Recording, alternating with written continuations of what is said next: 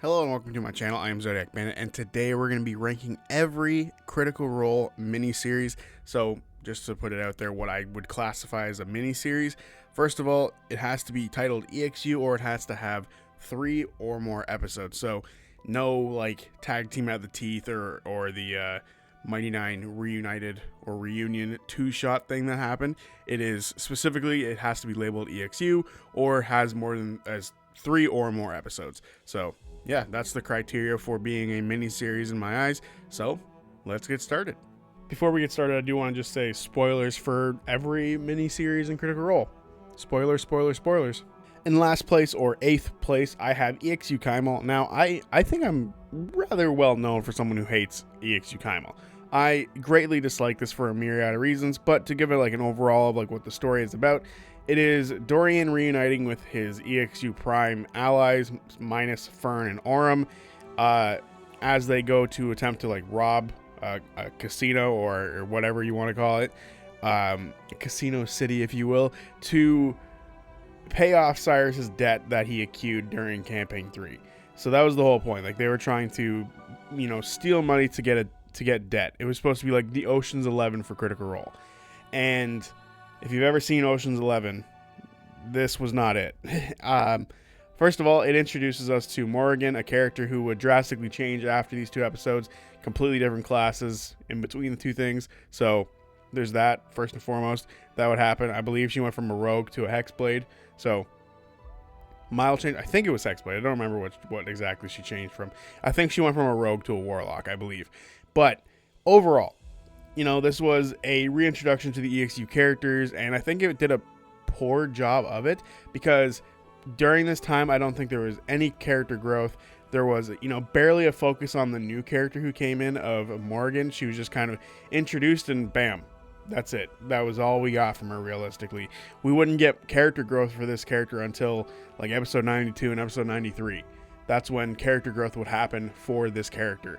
So this didn't do a good job of being like a heist episode or heist movie or whatever you want to call it. Didn't do a good job with character stuff. I thought the world building was a little strange too, because there was like weirdly, and I might sound a little hypocritical about it because I kind of like Taste of Taldore, but there's like a spa named after the Chroma Conclave, which was a group of people who destroyed, or a group of dragons that destroyed a ton of Taldore and portions of other places. So to have this be named like that, especially so soon after it, the thing with Taste of Taldore is it like celebrates the history of Exandria and stuff like that, and Taldore, and it was like hundreds of years ago, or a lot of that stuff. And they include like, if you read some of the comics, it also includes like the Vox Machina stuff, which is to be celebrated. The Chroma Conclave isn't to be celebrated. I thought that was a little weird. So again, weird world building, weird the fact that there was like no character growth and that a new character was introduced to the group and there was just nothing about them. Sure, it was like the first mention of Denise as a character, which is fine, I guess. But on top of all this, the heist was the most important part. But the first episode was just talking. They didn't even scope out the heist area or anything like that. They just talked. And it was really weird. They gained a little bit of information. I believe there was no combat in the first episode. And then the worst part of the second episode, which was supposed to be the heist episode, they didn't plan the heist. Instead, it was going to be a moment where, if they ran into an obstacle during the heist, they would have a MacGuffin flashback to explain how they prepared for this moment, which is stupid. I fucking hate that. I thought that was so dumb, so lazy. The fact that they could have had episode 1 be all about planning it, maybe having to kill a couple of guys in like a back corner so they get their hands on like the plants of the vault or something like that.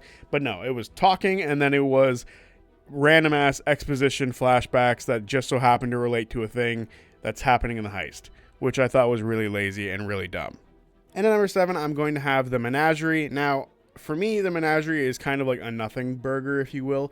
It was just kind of there, and frankly, it was one of the few times where I just looked at something and was like, I don't really care if I, keep up on this or anything like that. I did eventually like watch everything about it, but it is, to me, it's a nothing burger. And I don't dislike it by any means. They're just, none of the characters really spoke to me outside of like Kex, which was Travis's character.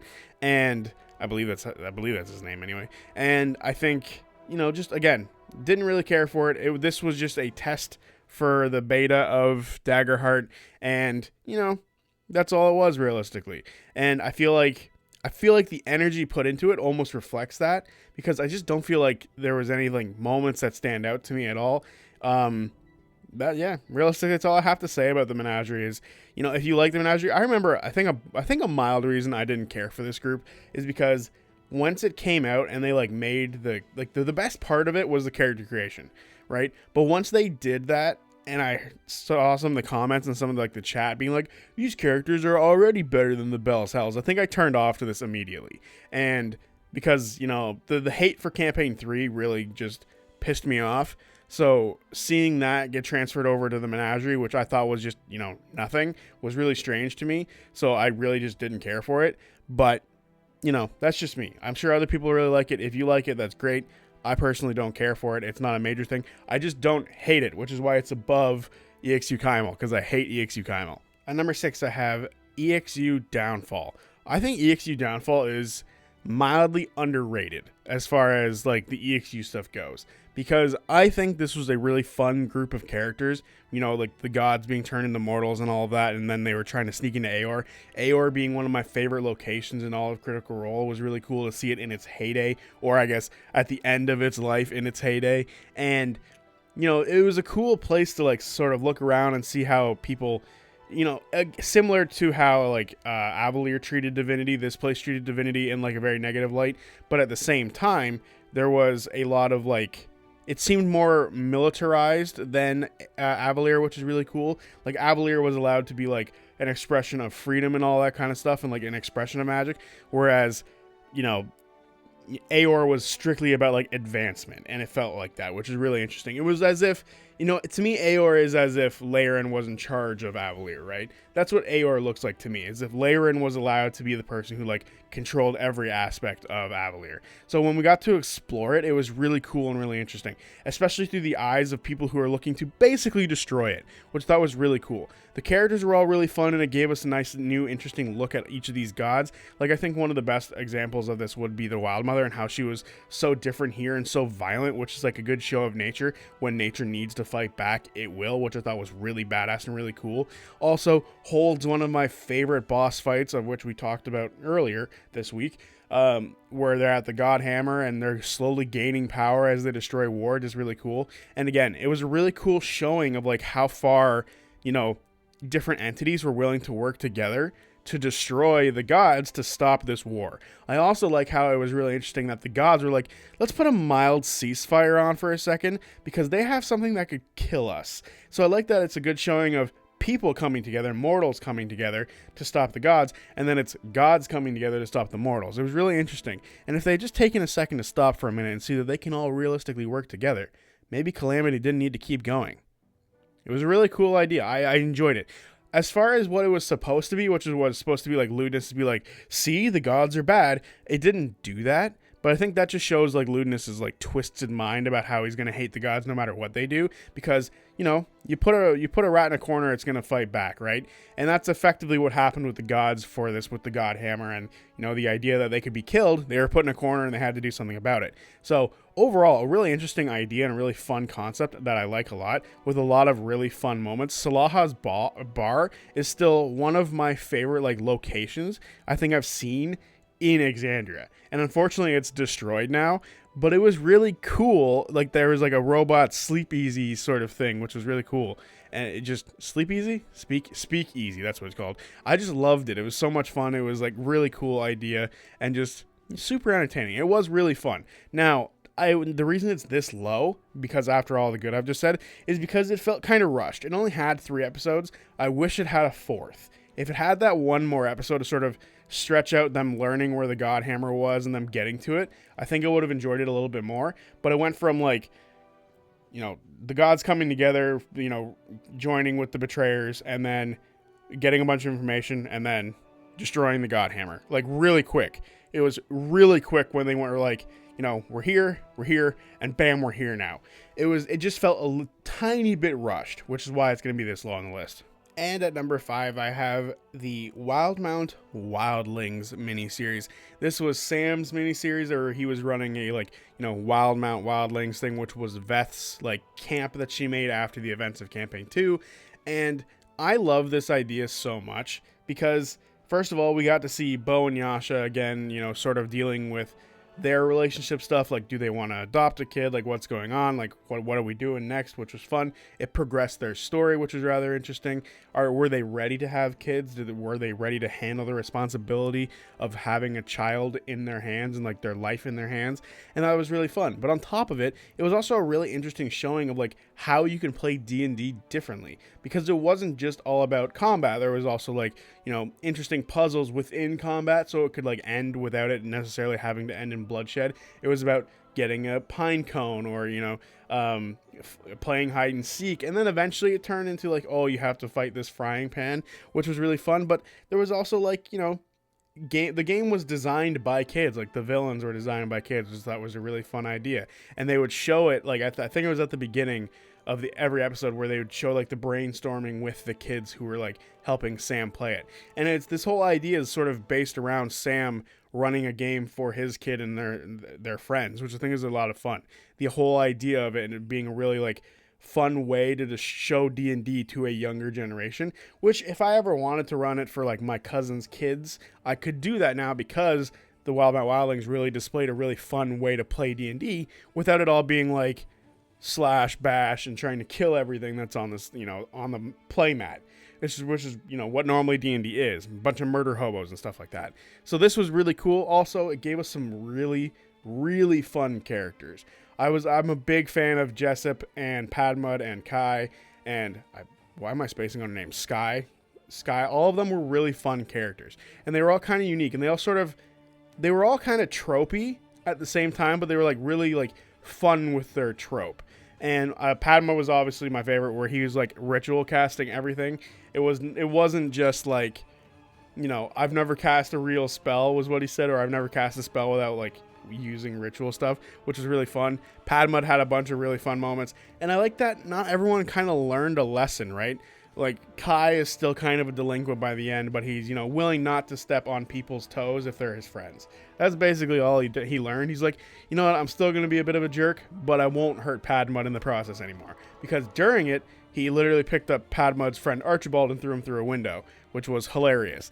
And it ended up killing Archibald, and Padmud was a little upset about it. But, overall, I loved this little miniseries. It was fun. It was cute. It was an interesting look at how to play D&D compared to most other things. Most other things are typical fantasy or dark fantasy or grimdark fantasy, whatever. This was very lighthearted, and it was a nice change of pace compared to other Critical Role miniseries. And number 4, I have the EXU Prime miniseries. It was the first EXU, or first miniseries that would experiment with not having the full core cast, or the founder cast, if you will. And it would finally, for the first time, introduce somebody else being a DM for Critical Role stuff that wasn't just a one-shot or something like that. It was a full-on miniseries. There was going to be a full story told with a bunch of new characters. And it was our first showing of characters like Orem and Fern and Dorian for Campaign 3, which is really fun. We also got the introduction of Robbie and Amy Carrero, which was awesome, and two really fun people. And Abria Iyengar got to be a DM for the first time. Whether you like that or not, who knows? I personally thought that this was her best showing as a DM, because she was able to have 8 episodes to be able to tell a full story, and it was a lot of fun. This was Critical Role's first time experimenting with having different people than just the founding group at the table, which was fun. And it was good because it was only going to be a limited time, the 8 episodes in between 2 campaigns. So that was a good move on their part to be able to say, hey, we're going to try something different, and it's only going to be for this long, so don't worry about it. It's not going to be the whole time. And this would be, in my opinion, the stepping stones to what we have in Campaign 4 now, where there's going to be a new DM, where there's going to be new players added to the to the founding group.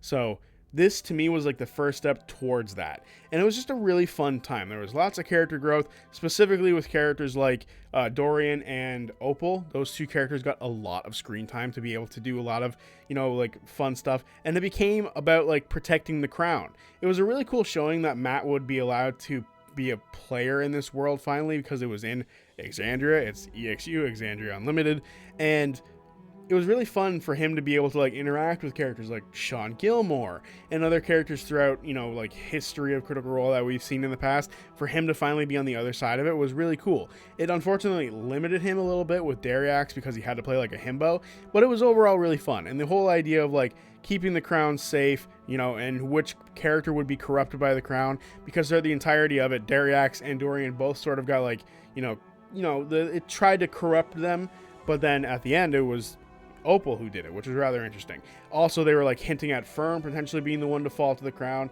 with the whole dark Fern thing, and it was a good showing of like the dynamic that would appear between characters like Orem and the rest of a party, where he would have to be like the straight man and sort of pull people back in the right direction. It really laid the foundations for Campaign 3, and it was a lot of fun for me. I enjoyed it a lot, especially with the context of Campaign 3 being there. You can look back at a lot of the decisions made in early EXU stuff and be like, you wouldn't have thought this character would do that, but it kind of makes sense at the same time. Overall, though, I loved this. The story was fun. The characters were fun. The locations they went to were fun. I think most of the fights they had were fun. Anjali showing up to play Fiora Rai was interesting and fun too, and she would eventually get some character growth. It wouldn't happen in EXU or EXU Kymal. It would eventually happen in the episode 92 and 93, like half shot they did. So eventually that character would do something, but overall, I enjoyed EXU Prime. I don't understand the hate it gets. I think it was a very good stepping stone into the future of Critical Role stuff, which was, looking back in hindsight, very interesting. And at number 3, I have the Age of Umbra. I, don't think I need to talk about how much I like this. First of all, very Dark Souls inspired in how it like felt. I had issues at the beginning where those issues would be resolved by the end because it became the whole story. My issues at the beginning were like a Desperlock felt too safe, and then by the end of the second episode, that was gone.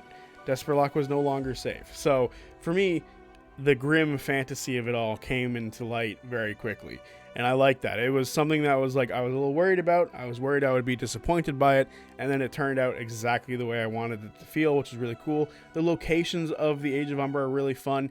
I just vividly remember them running on like the sunken rampart, and the visuals I have of them in this dark location being guided by like this single like little tiny bit of light that August made. I thought all the characters were really fun too. Like there was really strong visuals throughout this that I liked a lot. The visual of Adelia and Screeve being in this like moonlit, I guess not really moonlit, because there's a ever-present cloud of mist and darkness above them because of the Umbra. But the idea of like Screeve and Adelia being very low lit as they're in these cages on like the sunken rampart is something that just sits in my brain for some reason. It's just a moment that I would like to see animated, I guess. And like I said, locations were really fun. Desperlock was cool. I like the catacombs they went into within the first episode of them like moving towards like answers, and then eventually, some pretty negative stuff happening. The Valk fight was fun. The characters, I love these characters, right? Brixton was a character who at the beginning I wasn't too sure how I felt about them, but by the end it became a lot more clear like what the character, or not necessarily clear, but it became a lot more like apparent, I guess it's the same thing, that the character was like supposed to be honoring the people and then still trying to like honor the people of the past, but also move forward with herself, which I thought was really cool. She struggled with survivor's guilt, if you will, which was really interesting as well. So I like that whole aspect of that character. Idol was really fun as well. Screeve and Adelia are two of my favorite characters that we've ever had in a miniseries, especially Adelia. It's such an impression from that character from the little screen time that she had, which was so depressing. I wish we got more. That's like my only negative, realistically, is I wish we got more out of the characters, because I think the risk it all mechanic is ass. But aside from that, overall, the Age of Umbra is a lot of fun. The locations is dope. The characters are fun. Even August, a character who should be nightmare fuel for me, was someone that I got like attached to, and when he died, it was very upsetting, because I was like, damn, it kind of sucks that this character's gone. I would have liked to have seen more out of them. So really fun characters, awesome locations, a really interesting story of like them having to like reignite the fire of Desperlock, which is really cool, especially because it was their fault that it kind of got put out. And it was just, a lot of fun. It was a fun mini series that I don't have too many negatives about outside of a fucking gameplay mechanic that I hate to my bitter bones. But overall, very fun. I enjoyed it a lot. It deserves its spot in the top 3. At number 2, I have EXU Divergence. And if I have one way to describe EXU Divergence, it is brutal. Because we start in Rybad Col, right? This place that is run by the Betrayer Gods. It is a prison, like, mine facility for the Betrayer Gods. And, like, the first, like, little bit that we see, there's people in cages being sent off to be, like, fed to Tiamat or fight on the front lines, depending on what color of Dragonborn you were. Like, that's dark. Also, if you were, like, strong enough to be able to fight in general, dark as hell. And then on top of that, you had characters who were, like, missing arms but still had to, like, work because that's all they could do. Like, you have to work. You had people who, like, had to put up with, like, the management of the prison, people they hated, but they still had to heal people. It was just and you had to deal with people who were cooking. Terrible position to be in, to have to cook everything. But overall, I think this was some of the darkest stuff to start, like, a miniseries out with. It was super dark, and then immediately you get, like, a flash of hope. And you get, like, they get to be freed from Rybad Col. And then they start walking. And then people start dying because they've gone days without food. So that hope that they've got is slowly dying. And then, people die. And then eventually rain comes. And it was too late because some people died. But rain comes. So they get another flash of hope. And then they go and find a location that they can maybe stay in for a while and be able to rest up. And then immediately people from Rybad Col show up who are, like, still working for the Betrayer Gods. Like, nope, time to round you up and we're going back. And then they have to fight them off. So then their hope dwindles a bit, but then they eventually start leveling up and their hope comes back. It was just a fun ride and roller coaster of, feeling dread and then feeling hopeful, feeling dread and then feeling hopeful. It was a wild ride that was really entertaining with some really cool twists in it as well. And I like how not everyone ended on like a peachy, dory, everyone's happy sort of thing, because characters who started off as really close friends at the beginning, by the end, weren't close friends. Crocus specifically and Phaedra were the ones that I'm thinking about when I talk about this, because they sort of had to drift apart for their characters to become who they would by the end of this series, which was a lot of fun and really interesting. And we got to see Matt play another dwarf character, which is always fun and something I hope he doesn't do for campaign 4. But he finally doesn't have to play some sort of like dumb character, because even Garin, while he wasn't like stupid, he wasn't like smart, and he was like, which was fun because he was still different from Dariax. He wasn't a himbo, which was nice. And it was a nice little love letter to Matt for this world that he created, that he was at the end of it all like the god who created the world and was the god who shaped it. And the reason his hand isn't there is because a part of him still had to be spiritually a god holding the world together, which I thought was a really cool symbolic moment of Matt being the DM of the DM of Exandria, and like creating this world and creating everything that we all love 10 years later. It was a nice little love letter that him and Liam put together at the end, making him like the final piece so that the gods can finally cross the divine gate and be what we would recognize as the gods moving forward in Exandria. It was a really cool moment, and honestly one of the few moments that like genuinely pulled a tear from me that wasn't like out of sadness. It was like happy tears, and that doesn't typically happen for Critical Role. Normally it's like a character died, I'm kind of upset, or specifically FCG hit me hard, but that moment was a true moment, like a tearjerker for good, which is nice. It's nice to have those moments here and there. Hopefully Brennan's able to do it again for campaign 4. And at number 1, do I even need to say anything?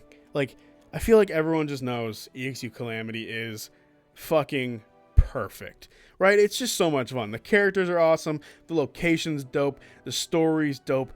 The consequences to everything that happens is awesome. Just super cool, super fun stuff. Some of my favorite moments of like any miniseries come from Calamity, like Sarah being able to kill an invisible person because he can see like the little like dust pebbles of eyeballs, because you need to have like some of that so you're not blind, and then he just cuts down this invisible person, which is really cool. Also, I love the moment of like Xerxes sort of coming up at Asmodeus, and like he's wounded, and Xerxes is like healing him, and then later on when they would meet, he'd be like, you're trying to fix me when I've done nothing wrong is one of the most hard-hitting lines in Critical Role. It is such a badass moment. Like the whole tree explosion thing, and then Xerxes getting ripped apart, put back together, snapped in half, put back together, broken again, put back together, was just so badass. You know, Asmodeus casting Time Stop in a Time Stop is just really cool. And then the whole idea of like, they want us to have Avalier hit the ground, so let's not allow this to happen. And then the whole like Vespin Chloris stuff was really cool and everything like that. This just is so good. If you haven't seen any of the miniseries yet, fuck everything else, just watch Calamity. Calamity is awesome. The Ring of Brass is some of the best characters that Critical Role's ever had. Serret is easily one of the best like mini-series characters ever. He's so cool. I just love that character so much.